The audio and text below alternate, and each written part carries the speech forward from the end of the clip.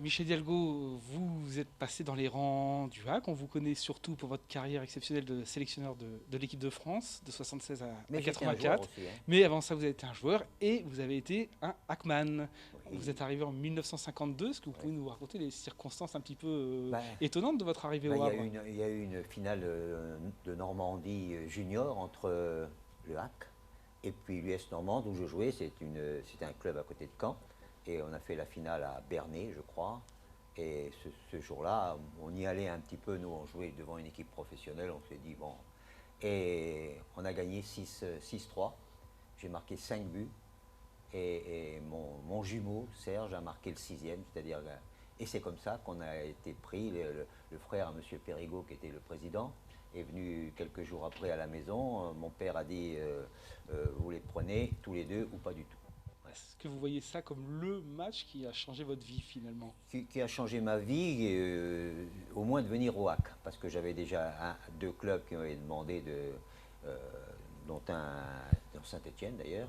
Mais j'habitais Caen, à côté de Caen, et Le Havre pour mes parents c'était quand même accessible. Donc on a choisi, et je ne regrette pas d'avoir choisi Le Havre parce que ça m'a permis de mettre les pieds dans le professionnalisme et puis de trouver la chaleur humaine qu'on a besoin quand on a 18 ans. Alors racontez-nous ces saisons sportivement, c'était des années encore glorieuses du HAC. Bah, glorieuse, il faut pas toujours employer ce mot-là, parce que la deuxième année, c'était une difficulté, et le HAC est descendu d'ailleurs en deuxième division. Mais c'était pour moi l'apprentissage idéal, hein, dans une équipe où il y avait des anciens qui m'ont entouré, qui m'ont apporté beaucoup, dont il y avait Jean Saunier, il y avait Valorisec, il y avait toute une série de grands joueurs. Et ça m'a permis de faire les premiers pas dans le monde professionnel et certainement de faire une carrière grâce. C'est tout, pour moi, je dois presque tout au HAC. Voilà. Souvenirs de joueurs qui vous ont marqué, vous avez parlé de Valorisec, vous avez parlé de Non, non, Saunier. celui qui m'a le plus marqué en ce temps-là, c'était Jean Saunier, Ouais. qui était centre avant et qui marquait des buts, qui était vif, qui était technique, qui faisait peur d'ailleurs à toutes les équipes. Mais il y a eu également des joueurs de qualité. Euh, et notamment, il y avait Lombardini, un ailier gauche argentin. Il y a eu Di Loreto, qui a été également un grand joueur argentin. Et bien d'autres, mais il faudrait tous les citer et je ne veux pas en oublier. Alors, à la suite de ça, vous avez fait une grande carrière, vous être parti notamment à Monaco. Non, Euh, non, non. non, après à Reims, À puis Reims. Monaco, mais il y a eu Mais, des mais, grands clubs qui ont suivi mais après. oui, il ne faut pas oublier que Reims était la grande équipe de Ouais. l'époque. Et là, je quittais le HAC pour aller à Reims, où il y avait Coppa, Glovaki, Sinibaldi, Jonquet et tous les autres internationaux, et Albert Batteux comme entraîneur. Donc j'ai fait 3 saisons à Reims qui m'ont apporté beaucoup, qui m'ont donné la continuité de ce que j'avais appris au HAC. Et puis après, ben, je suis allé à Monaco. J'avais été pris par la beauté de cette ville. Quand je suis allé à Monaco, c'était donc en 57, il n'y avait pas un immeuble. C'était que des petites maisons partout.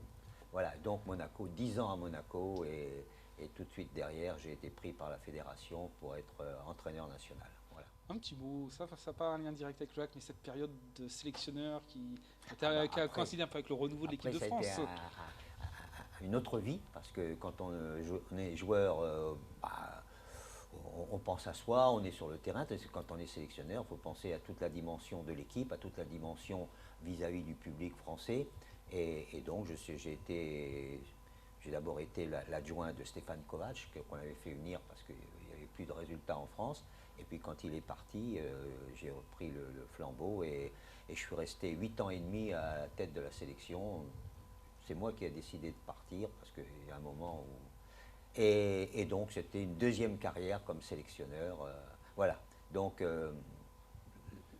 la chance m'a aidé, le travail m'a aidé aussi et c'est une belle vie. Vous avez eu la chance de voir un petit peu toutes les facettes du football, joueur, Oui, sélectionneur, oui, c'est oui. Puis d'avoir une vie le, le, footballistique bien remplie. le problème c'est aussi d'avoir des résultats, d'avoir donc des titres et autres, hein. Et j'en ai eu avec Reims, j'en ai eu avec Monaco, j'en ai eu avec l'équipe de France. Donc c'était bon, c'est pas fini parce que je m'intéresse toujours. Et si je suis là aujourd'hui, c'est parce que c'est le hack. Le hack où j'ai fait mes premiers pas. Et c'est une joie immense d'être là et de pouvoir suivre un club qui m'a donné beaucoup.